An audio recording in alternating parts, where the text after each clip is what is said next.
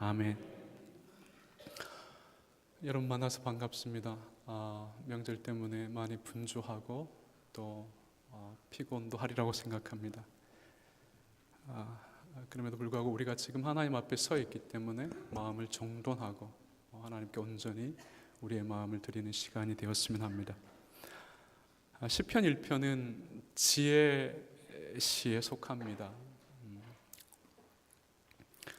시편을 통해서 우리는 성화의 삶을 살아가는 지혜로운 성도의 독특성을 확인할 수 있습니다.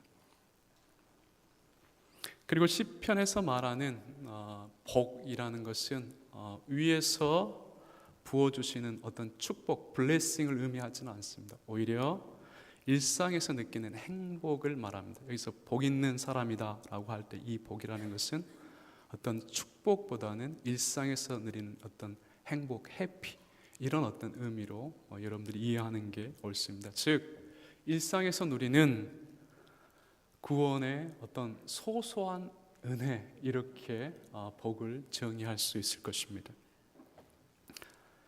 근데 이제 우리는 시편 1편이 매우 익숙합니다.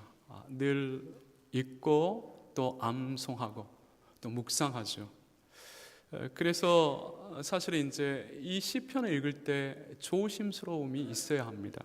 왜냐하면 우리는 이제 이 시편 자체가 너무도 익숙하기 때문에 어떤 함정에 빠질 수 있습니다. 어떤 함정이냐면 그냥 우리 스스로를 그저 처음부터 복된 사람으로 규정해 버리는 것입니다. 아무튼 이제 이러한 이제 문제들을 제가 한 3가지 정도 생각하고 오늘 시편 1편이 말하는 그 의미가 무엇인지를 더 깊게 확인하도록 하겠습니다. 먼저 우리가 시편 1편을 늘 묵상하고 또 암송하고 있기 때문에 우리는 너무도 일방적으로 앞서 말한 것처럼 복 있는 사람으로 간주해 버립니다. 물론 틀린 말은 아닙니다.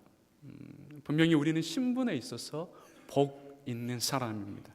하지만 시편 1편은 성도의 신분을 규정하는 그러한 내용은 아닙니다. 오히려 세상 속에서 실존하고 있는 성도의 삶을 성찰하고 있습니다. 성도의 신분을 규정하는 칭의는 실제적이지만 눈에 보이지는 않죠. 하지만 성도의 구별된 삶을 규정하는 성화는 실제적이면서도 우리의 감각과 눈으로 확인할 수 있는 실존적 열매입니다. 혹은 삶의 열매입니다. 우리가 어떤 사람과 대화합니다. 그리고 어떤 사람을 경험합니다.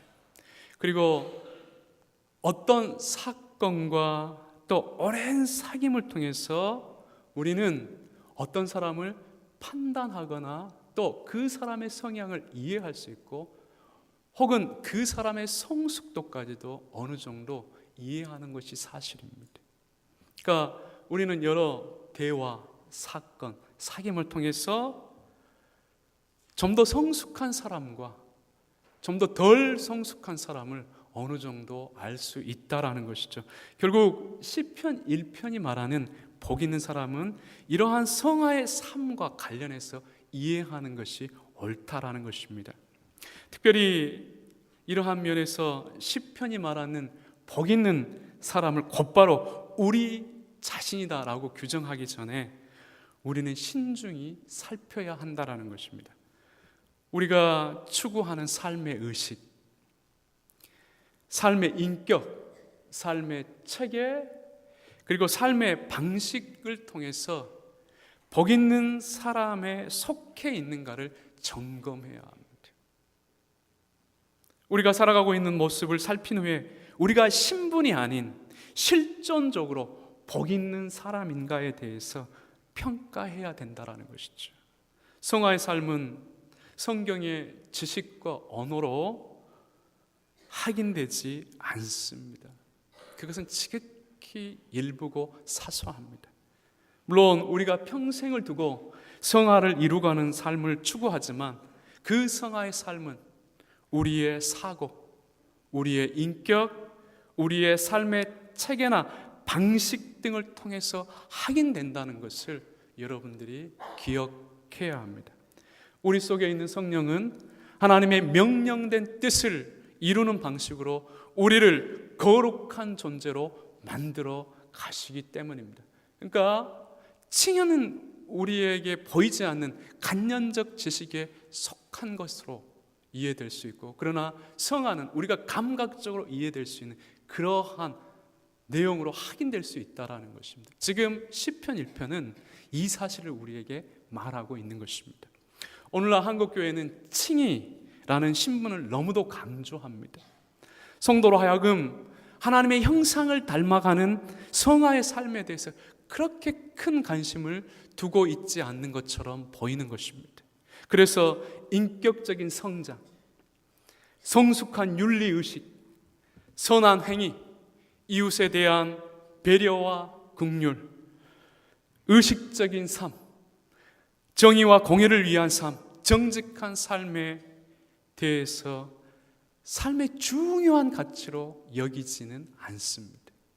그냥 주변적인 것으로 여기는 경우가 많습니다. 오히려 종교적인 열심이나 성공적인 삶에 더 큰 가치를 둡니다. 종교적 행위나 어떤 업적을 이루면 신앙의 의무를 다한 것으로 생각하는 것입니다. 이렇게 복 있는 사람이 살아가는 삶에 대한 검증 없이 너무도 쉽게 우리 자신을 복 있는 사람으로 단정해버리는 것에 주의를 기울여야 한다는 것입니다. 다음으로 우리가 시편 1편 1절과 3절을 읽을 때 우리 마음에 깊게 와닿는 두 가지 표현이 있습니다. 아주 익숙한 표현입니다. 그리고 우리가 아주 좋아하는 표현입니다. 1절에 복 있는 사람, 그리고 3절 끝에 그 행사가 다 형통하리로다. 이 두 표현은 1절과 3절의 맨 처음과 끝에 위치하고 있습니다. 그래서 우리는 쉽게 복 있는 사람은 다 그 행사가 형통할 것이라고 이해합니다. 혹은 생각합니다. 즉 성도는 모든 일에 형통해야 한다는 식으로 생각하는 것입니다. 여기는 것입니다. 만약 삶이 형통하지 않으면 불안해합니다. 의심합니다. 하나님에 대해서 원망하는 데까지 이릅니다. 더욱이 모든 종교적 행위를 삶의 형통을 위해서 하는 것입니다. 예배를 드리는 것도, 봉사를 하는 것도, 헌금을 하는 것도 다 삶의 형통을 위해서 하는 것입니다. 그러나 성도는 삶의 형통을 위해서 종교적 행위를 하는 자들이 아닙니다. 하나님의 말씀을 청종하는 것도 아닙니다. 성도가 종교적 의무를 다하고 하나님의 말씀을 순종하는 것은 구원받은 것에 대한 감사와 신앙 고백적 표현입니다. 하나님을 사랑해서 그분의 말씀을 자발적으로 따르는 신앙의 행위인 것입니다. 우리 속에 있는 성령이 성화의 삶 속에서 맺게 하는 열매이기도 합니다. 마지막으로 시편 1편 3절의 형통에 대한 의미를 현세적이고 물질적인 것으로만 생각하는 것입니다. 만사형통. 그렇죠. 시편 1편에서 가장 힘든, 이해하기 어려운 용어가 바로 이 형통이라는 용어입니다. 단순히 인간의 본성적 의미로 이해해서는 안 될 용어입니다. 어떤 일에 대한 현세적이고 물질적인 보상이 아니기 때문이다. 이 형통은 매우 깊은 의미를 가지고 있습니다. 우리의 구원과 관련하여 이해되어야 할 용어입니다. 존귀한 성도의 고유한 삶의 유형을 말합니다. 계속적으로 물을 공급받는 나무가 자연히 풍성한 열매를 맺는 것처럼 성도의 형통 역시도 하나님의 은혜로부터 자연스럽게 주어지는 기독교 삶의 고유성과 관련이 있다는 것을 여러분들이 잊지 않아야 합니다. 이러한 세 가지 함정을 주의하면서 우리는 시편 1편을 구체적으로 확인할 수 있고 혹은 확인해야 할 것입니다. 먼저 1절과 3절에서 복 있는 사람에 대해서 규정을 합니다. 그리고 1절에서 복 있는 사람이 하지 말아야 될 것을 가장 먼저 기록하고 있습니다. 같이 한번 읽어볼까요? 복 있는 사람은 악인들의 꾀를 따르지 아니하며 죄인들의 길에 서지 아니하며 오만한 자의 자리에 앉지 아니하고. 지금 시편 1편 1절은 지금 우리가 하지 말아야 될 것들을 먼저 이야기하고 있습니다. 세 가지 형태로 말합니다. 이 내용은 모세 율법에 근거합니다. 그리고 이스라엘 현실 속에서 문제가 되었던 시대적인 악과 관련된 것이기도 합니다. 개인의 문제이면서 직접적으로 공동체의 삶에 위협을 주는 그러한 사회적 문제이기도 합니다. 개인의 타락은 곧바로 집단의 타락으로 이어지기 때문입니다. 그리고 복 있는 사람이 하지 말아야 할 것은 이방인을 염두하고 표현한 것이 아닙니다. 동시대를 함께 살아가는, 함께 공동체를 이루고 있는 사람들 중에 그러한 악인이 있음을 말하고 있는 것입니다. 이스라엘 백성들을 향해서 가르치고 있는 내용입니다. 그리고 또 이 악들은 점층적으로 기록되어 있습니다. 따르고 서며 앉은다, 이런 어떤 방식으로 지금 악을 그려주고 있다는 것입니다. 첫 번째로 복 있는 사람이 하지 말아야 할 것은 악인의 꾀를 따르지 않는 것입니다. 여기서 꾀라는 것은 언어적으로 규범 혹은 규칙, 이런 어떤 의미를 담고 있습니다. 즉 악인의 규범으로 혹은 악인의 특징으로 살지 않아야 된다, 이렇게 말하고 있는 것입니다. 악인에 대한 좀 더 구체적인 이해는 우리는 시편 3절과 4절에서 확인할 수 있습니다. 제가 한번 읽어보도록 하겠습니다. 악인은 그의 마음의 욕심을 자랑하며 탐욕을 부리는 자는 여호와를 멸시하나이다. 악인은 그의 교만한 얼굴로 말하기를 여호와께서 이를 감찰하지 아니하신다 하며 그의 모든 사상에 하나님이 없다 하나이다. 악인은 자신의 욕심과 탐욕을 위해서 하나님을 두려워하지 않고 살아가는 사람입니다. 악인은 하나님이 존재하지 않는 것처럼 오직 자신의 유익만을 위해서 살아가는 사람이기도 합니다. 악인은 하나님을 경외하지 않기 때문에 다른 사람에 대해서 온유한 마음, 긍휼한 마음을 가지고 있지 않습니다. 결국 악인의 꾀란 이러한 악인의 언행을 담거나 자신 속에 품고 살아가려고 정한 마음의 규범 혹은 규칙을 말합니다. 죄악이 아직 삶의 구체적인 형식으로 드러나진 않았지만 마음과 생각에 새겨진 상태를 나타낸다고 하겠습니다. 즉 복 있는 사람은 이러한 악인의 꾀를 마음과 생각에 두지 않는 사람인 것입니다. 여러분들이 인생 속에서 혹은 어떤 일 앞에서 억울한 일을 당하고 또 어떤 자존심 상하는 어떤 일을 당할 때 우리는 속상해합니다. 그것을 넘어서 상대에 대해서 악한 마음, 또 질투하고 시기하고 미워하는 마음을 갖습니다. 그럴 때 복 있는 사람은 그 마음을 조절한다는 것입니다. 그러한 마음이 우리 마음에 깊이 새겨지지 않도록, 그것이 우리의 생각과 우리의 마음을 주장하지 않도록 하나님께 은혜를 구하며 그러죠 선한 마음으로 바른 마음을 갖기 위해서 하나님께 은혜를 구하고 노력한다라는, 이게 복 있는 사람의 모습이라는 것입니다. 두 번째로 복 있는 사람이 하지 말아야 될 것은 죄인들의 길에 서지 않는 것입니다. 죄인이라는 단어는 기준에서 벗어난 자, 이런 의미를 담고 있습니다. 상습적이고 그리고 일상적으로 혹은 습관적으로 죄 짓는 사람을 말합니다. 하나님의 도덕적 계명이나 금령을 구체적으로 범하며 반복적으로 상습적으로 죄 짓는 사람을 지금 여기에서는 죄인으로 규정하고 있는 것입니다. 즉 죄인의 길은 모든 사람들이 인정하는 객관적인 죄의 자리에 서 있는 상태라고 할 수 있습니다.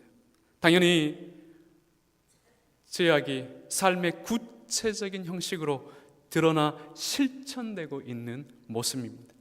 복 있는 사람은 이러한 죄인의 길에 서 있지 않는 사람인 것입니다. 마지막으로 복 있는 사람이 하지 말아야 될 것은 오만한 자리에 앉지 않는 것입니다. 오만이라는 단어는 모욕하고 경멸하다는 의미를 가지고 있습니다. 오만한 자는 냉소적으로 하나님의 율법을 모욕하고 경멸하는 사람입니다. 교만한 마음으로 거룩하고 진실된 것을 하찮게 여기는 사람입니다. 목이 곧은 사람이요 양심의 하인을 맞은 사람입니다. 이렇게 볼 때 오만한 자리는 죄악을 즐기며 그 죄악의 안고함에 삶이 지배되고 있는 상태입니다. 그래서 오만한 자는 죄악으로 인하여 느끼지는 수치나 마음의 갈등이 거의 없습니다. 죄의 무감각 상태에 빠져 있는 것을 의미합니다. 즉 시편 기자는 그 죄를 이러한 점진적으로 우리에게 소개하고 우리에게 그려주고 있다라는 것입니다. 그래서 복 있는 사람은 이러한 악들을 경계하며 살아가는 자를 말합니다. 근데 이제 문제는 이러한 악들은 복 있는 사람에게 멀리 있는 것이 아니라는 것입니다. 너무도 가깝게 있습니다. 경계를 늦추는 순간에 복 있는 사람을 지배할 수 있는 그러한 내용입니다. 왜냐하면 이미 우리는 타락한 본성을 가지고 있기 때문입니다. 이 악들은 그 본성의 자리를 잡고 있는 것입니다. 사단은 어떤 순간의 기회도 놓치지 않습니다. 우리가 욕망과 탐욕을 누리는 데서 행복을 느끼는 순간에 우리의 마음을 잡아서 생각과 행위를 죄악으로 이끌어 갑니다. 그리고 이러한 신뢰를 우리는 성경에서 구체적으로 확인할 수 있습니다. 대표적으로 우리는 다윗을 통해서 생각할 수 있습니다. 다윗이 우리아의 아내 밧세바와 동침한 사건과 그 사실을 숨기기 위해 행한 악들을 통해서 우리가 알 수 있는 것입니다. 다윗에게서 죄악이 어떻게 전개되었는가를 우리가 확인할 수 있는 것입니다. 제가 그 부분을 읽지는 않겠습니다. 여러분들이 집에 가서 꼭 읽어보시기 바랍니다. 사무엘하 11장 2절과 27절의 내용입니다. 여기의 내용을 잠깐 살피면 다윗은 밧세바를 보고 음욕을 품습니다. 왕의 권력을 이용해서 동침을 합니다. 그리고 밧세바가 임신했다는 소리를 듣고 그 사실을 그녀의 남편인 우리아에게 숨기기 위해 결국 우리아를 전쟁터에서 죽게 만듭니다. 이렇게 죄악은 성장할 수 있다라는 것, 성장한다라는 것입니다. 마음의 것이 생각으로 바뀌고 그 생각의 것이 행동으로 들어가며 결국 그 행동을 하기 때문에 결코 그 악한 자리에서 그 악을 즐기는 그러한 상태까지 이르게 될 수 있다라는 것을 우리에게 말해주고 있습니다. 의심의 여지 없이 사건의 크고 작음의 차이가 있을지라도 이러한 죄악의 단계는 우리 모든 인생들에게 공통적으로 발견되고 있습니다. 어린아이가 거짓말을 했을 때 그 거짓말을 숨기기 위해 또 다른 거짓말을 합니다. 결국 그것이 연속되어 어린아이의 모든 지향성은 그 거짓말을 숨기는 쪽으로 집중되는 것과 같습니다. 어른이 되었을 때는 이러한 성격이 훨씬 겸허해지는 것이죠. 훨씬 어떤 위장적 성격으로 드러나는 것입니다. 즉, 복 있는 사람 곁에는 늘 죄악이 순간의 기회를 노리고 대기하고 있다는 것을 잊지 않아야 한다는 것입니다. 이렇게 볼 때 시편 1편이 말하는 복 있는 사람은 이러한 악으로부터 자신을 지키는 사람입니다. 이러한 악에 대해 늘 경계하며 사는 사람임을 우리가 알 수 있다는 것이죠. 히브리서의 표현을 빌리자면 일상 속에서 죄와 싸우되 피 흘리기까지 대항하며 살아가는 사람들이라고 할 수 있는 것입니다. 우리는 2절에서 복 있는 사람이 해야 할 것에 대해서도 확인할 수 있습니다. 오직 여호와의 율법을 즐거워하여 그의 율법을 주야로 묵상하는도다. 이러한 모습은 우리가 신명기 6장 4절과 9절에 기록된 유명한 쉐마를 떠오르게 합니다. 이스라엘아 들으라. 우리 하나님 여호와는 오직 유일한 여호와시니 너는 마음을 다하고 뜻을 다하고 힘을 다하여 내 하나님 여호와를 사랑하라. 오늘 내가 내게 명하는 이 말씀을 너는 마음에 새기고 내 자녀에게 부지런히 가르치며 집에 앉았을 때이든지 길을 갈 때이든지 누워 있을 때이든지 일어날 때이든지 이 말씀을 강론할 것이며 너는 또 그것을 내 손목에 메어 기호를 삼으며 내 미간에 붙여 표로 삼고 또 내 집 문설주와 바깥문에 기록할지니라. 유명한 쉐마 본문입니다. 그러니까 즉 복 있는 사람은 하나님의 말씀을 생애의 양식으로 삼는 사람이라고 할 수 있습니다. 단순히 하나님의 말씀을 묵상하고 읽는 수준이 아닙니다. 사람이 떡으로만 사는 것이 아니라 여호와의 입에서 나오는 말씀으로 산다는 선언에 대한 확신이기도 합니다. 그리고 삶의 전제 이유를 하나님의 말씀에 둔 것을 의미하기도 합니다. 즉 하나님의 말씀을 통해서 생각하고 하나님의 말씀을 통해서 말하며 그리고 하나님의 말씀을 통해서 행동하는 실천적 경건을 추구하는 사람이라고 우리가 이야기할 수 있다는 것입니다. 모든 인생들이 어떻게 생각하든 이 세상에 존재하는 인생이 살아가는 데 있어서 가장 아름다운 풍경은 하나님의 말씀에 따라서 사는 것입니다. 인생들이 천상을 향해 가는 순례자로서 길을 갈 때 하나님께서 그 길을 선히 인도하는 방식으로 자신의 말씀을 계시해 주셨기 때문입니다. 우리가 하나님의 말씀을 읽고 우리가 하나님의 말씀을 묵상하고 말씀을 듣는다는 것은 우리가 이 땅 가운데서 존귀한 존재로 방황하지 않고 가장 참다운 어떤 삶을 살기 위해서 그리고 가장 복된 삶이 무엇인지를 알기 위해서 그리고 가장 영광된 곳으로 가는 삶의 길을 가르쳐주는 그러한 안내서로서 우리가 성경을 읽고 묵상하고 그리고 그 말씀을 청종하는 것입니다.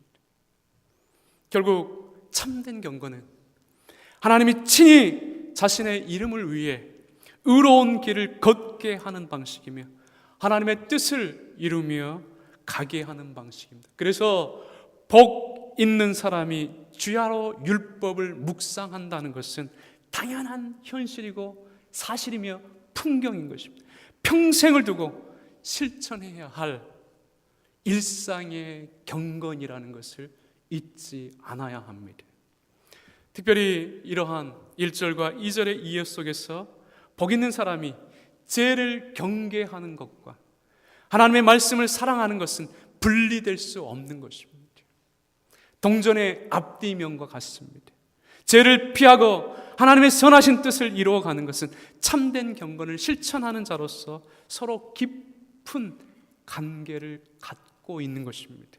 한편에서는 죄를 피하면서도 다른 한편에서는 하나님의 선하신 뜻을 이뤄가는 것이 성도가 평생을 두고 추구해야 할 참된 경건임을 우리에게 말해주고 있습니다. 성도가 복 있는 사람이라고 할 때, 우리가 복 있는 사람이라고 할 때 이러한 삶의 경건이 전제되어야 한다는 것입니다. 우리는 자칫 예수 그리스도의 구속의 공로를 통해 값없이 의인되었다는 사실 때문에 이러한 삶의 경건에 무관심할 수 있습니다. 우리는 그저 종교적인 어떤 일에 우리의 신앙의 의무를 다한 것처럼 여기고 살 수 있다라는 것입니다. 만약 우리가 의롭게 된 자가 되었음에도 불구하고 육체의 소욕에 따라서만 산다고 하면 그 칭의는 일시적인 혹은 거짓된 믿음의 열매일 수 있음을 여러분들이 알아야 합니다. 하나님은 의롭게 된 자를 그냥 두시지 않습니다. 죄를 지을 때 회개하도록 이끄십니다. 영원한 것을 사모하며 살도록 이끌어 가십니다. 만드십니다. 그리고 평생을 두고 하나님의 기쁘신 뜻을 찾고 발견하게 합니다. 하나님은 칭의된 사람을 곧바로 성화의 자리로 이끄시러 가시는 것입니다. 이끌어 가시는 것입니다. 하나님의 말씀 안에서 성령을 통하여 하나님의 선하시고 기뻐하신 뜻이 무엇인지를 알게 하는 것입니다. 그리고 다양한 삶의 일들과 경로들을 통해서 하나님의 뜻에 부합하는 온전한 인생을 추구하도록 하는 것입니다. 이러한 성화의 삶과 관련하여 시편 1편 1절과 2절에 악을 멀리하는 것과 하나님의 말씀을 사랑하는 것은 우리로 온전한 삶을 살게 하는 가장 좋은 길이요 방식이라는 것입니다. 결국 복 있는 사람은 하나님이 기뻐하시는 온전한 삶을 살기에 악을 멀리하며 살아가는 사람들입니다. 그리고 가장 가치 있는 삶을 살기에 하나님의 말씀을 사랑하며 살아가는 사람이기도 한다는 것을 여러분들이 기억하셔야 된다는 것입니다. 그럼 왜 시편 기자는 복 있는 사람은 이러한 삶의 자태로 그리고 있을까요? 악을 멀리하면서도 하나님의 말씀을 사랑하는 모습으로 복 있는 사람을 규정하고 있는가를 좀 더 생각해 볼 필요가 있습니다. 이 시편이 쓰여질 당시에도 우리는 우리 시대와 마찬가지로 복 혹은 행복에 대한 보편적인 인식이 있었을 것입니다. 오늘 여러분들이 생각하는 복, 행복은 무엇입니까? 풍요로운 것, 안정된 것, 안락한 것, 삶에 아무런 일이 없는 것, 이렇게 규정할 것입니다. 이미 우리 정서에 복의 개념은 기복적 내용으로 주어져 있습니다.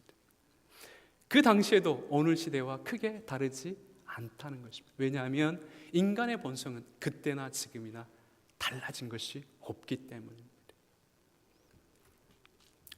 그리고 이방의 신들이 다산, 풍요 등을 간장하는 신들로 명명되어 있는 것을 볼 때 그 당시의 복의 개념도 기복적인 개념이었을 것입니다. 그러한 어떤 이해로 복은 이해되었다라는 것입니다.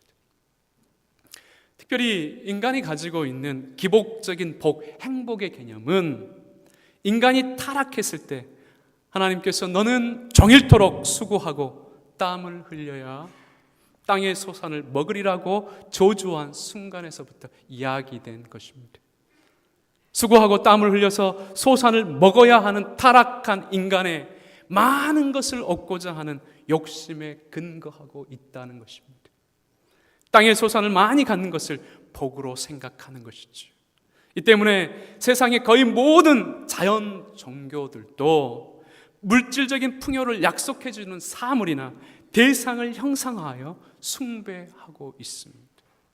그리고 이러한 어떤 기복적 의식이 우리의 내면 안에서 깊숙이 뿌리 내리고 있음을 우리는 쉽게 확인할 수 있습니다. 결국 인간 안에 내재되어 있는 보편적인 복, 즉 기복, 물질적이고 현세적인 어떤 복의 개념은 타락 이후에 인간의 본성 혹은 욕심으로부터 심화된 산물이라고 할 수 있다라는 것입니다. 그러니까 성도는 이러한 복의 개념을 넘어서야 합니다.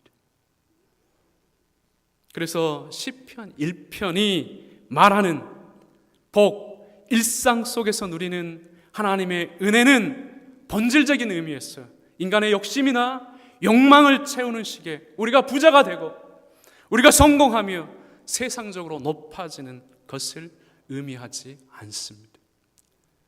물론 하나님은 현세적인 복을 우리에게 주십니다. 하지만 그 복은 일반 은총 속에서 모든 인생들의 수고에 대한 열매라 위로의 성격으로 주어지는 것입니다. 그리고 어떤 목적을 이루기 위한 수단으로 주어지는 것이기도 합니다. 이 때문에 현세적인 복은 그 자체로 삶의 목적이 될 수 없습니다. 수단입니다. 처음부터 끝까지 수단입니다. 하나님의 뜻을 이루고 하나님께서 어떤 일을 이루시기 위해서 각 인생들에게 필요에 따라 주시는 것입니다. 고린도후서 9장 8절과 9절에서 우리는 이러한 본문을 확인할 수 있습니다. 하나님이 능히 모든 은혜를 너희에게 넘치게 하시나니 이는 너희로 모든 일에 항상 모든 것이 넉넉하여 모든 착한 일을 넘치게 하려 하심이라. 기록된 바 그가 흩어 가난한 자들에게 주었으니 그의 의가 영원토록 있느니라 함과 같으니라.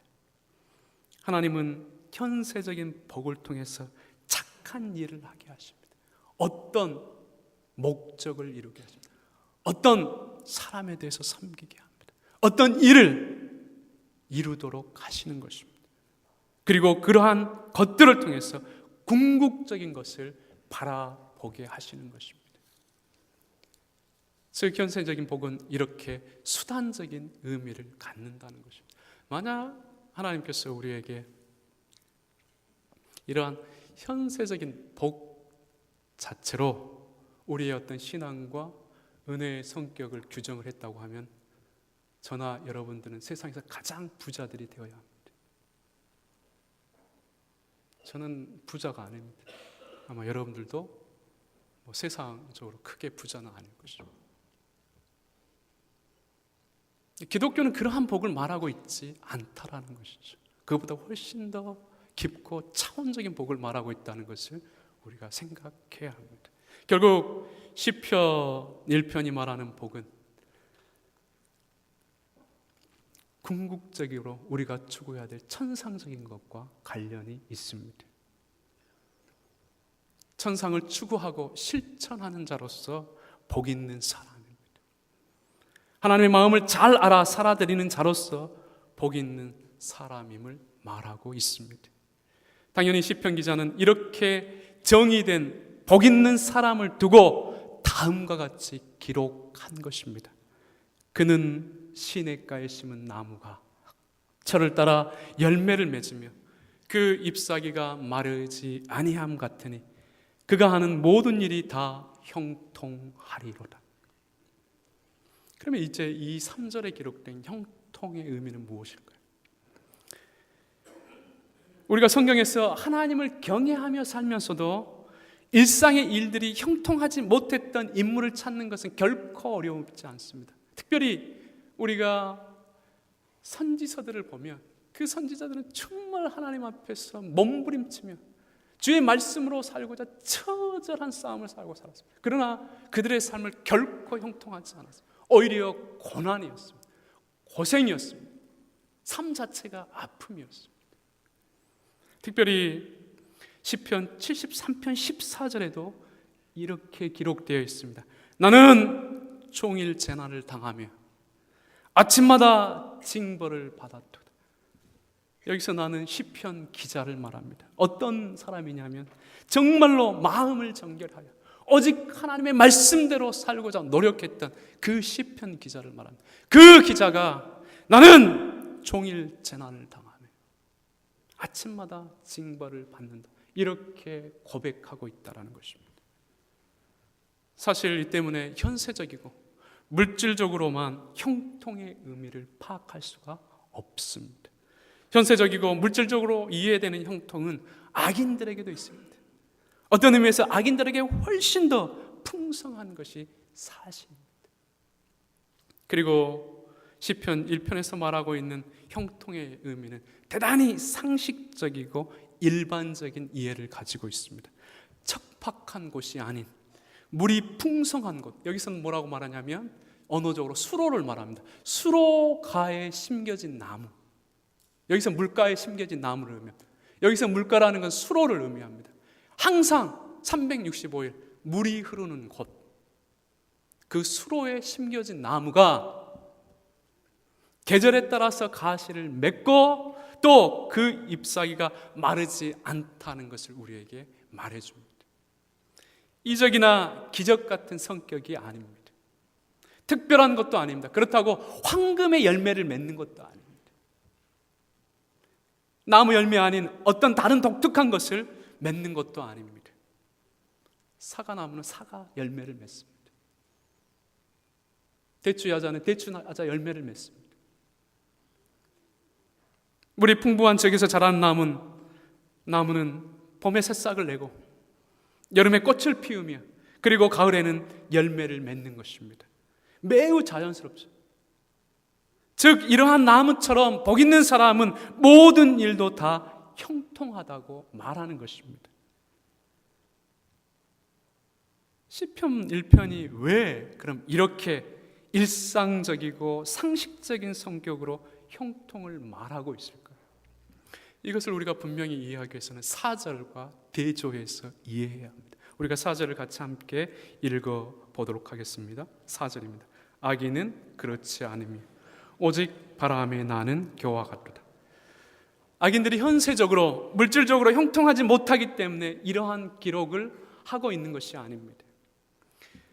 인생의 일을 두고 하는 말이 아니라는 것이죠. 궁극적이고 영원한 것을 두고 하는 말임을 알아야 합니다. 결국 복 있는 사람은 시냇가에 심겨진 나무가 가시를 맺고 잎사귀가 풍성한 것처럼 모든 인생의 과정과 일들을 통해 영원한 구원을 얻는 믿음의 유익이 되는 삶을 살아가는 사람이라고 할 수 있다는 것입니다. 즉 복 있는 사람은 무슨 사건을 경험하든 어떤 환경에 처했든 어떤 자리에 있든 참된 믿음을 드러내는 삶을 살아간다는 것입니다. 전 인생의 여정 속에서 믿음의 열매를 각 때에 맞게 풍성하게 맺으며 살아가는 것을 의미합니다. 어떤 삶을 살아가든 인생의 모든 여정이 구원을 얻는데 가치 있는 것으로 작용한다는 의미로 이해할 수도 있습니다. 어떤 사람은 지금 행복할 것입니다. 걱정이 없을 것입니다. 그러나 지금 어떤 사람은 불행할 수 있습니다. 근심이 많을 것입니다. 그리고 심각한 고민 중에 있을 것입니다. 그러나 하나님은 그러한 모든 것을 통해서 우리의 믿음과 구원의 유익이 되는 방식으로 이끌어 가신다는 것입니다. 그래서 성도는 삶의 어떤 것도 의미 없는 게 없습니다. 버릴 것도 없습니다. 피할 것도 없습니다. 고난을 주면 인내합니다. 그리고 하나님의 은혜를 찾고 거기서 더욱 하나님께 매어 달리는 것입니다. 영광을 주면 감사하는 것입니다. 교만하지 않고 그 일을 통해서 이루시는 하나님의 뜻을 생각하며 살아가는 것입니다. 우리가 좋은 삶에 있든 고난의 삶에 있든 문제되는 것이 아니라는 것이죠. 그것들을 통해서 그러한 모든 일들을 통해서 우리의 믿음이 유익이 되도록 하신다는 이런 의미에서 형통입니다. 그래서 칼빈은 이렇게 밝히고 있습니다. 하나님의 자녀들은 꾸준히 번성하고 하나님의 은혜의 은밀한 영향력을 항상 공급받기 때문에 그들에게 무슨 일이 일어나든 그것은 그들의 구원에 유익하게 이용된다. 이렇게 말하고 있는 것입니다. 지금 우리 눈에 답답하고 우리의 눈에 보이지 않고 어찌해야 될지 모르지만 하나님은 그러나 그 일을 통해서도 우리를 향한 목적, 믿음의 성숙화, 구원의 완성을 이루어 가신다는 것을 여러분들이 잊지 않아야 된다는 것이죠. 그리고 이것을 붙들고 사는 것이 믿음 있는 자의 삶의 모습입니다.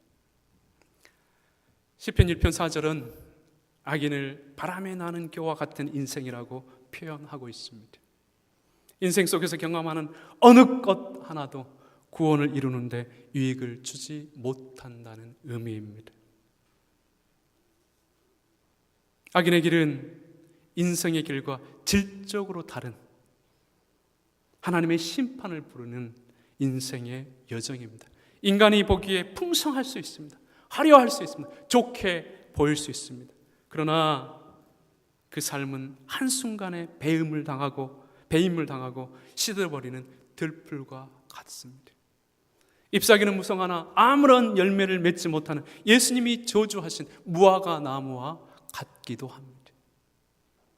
아무리 웅장한 나무처럼 높이 올려하고 크게 번성한 것처럼 보일지라도 하나님의 심판 때에는 한낱 바람에 나는 그러한 쭉정이와도 같습니다.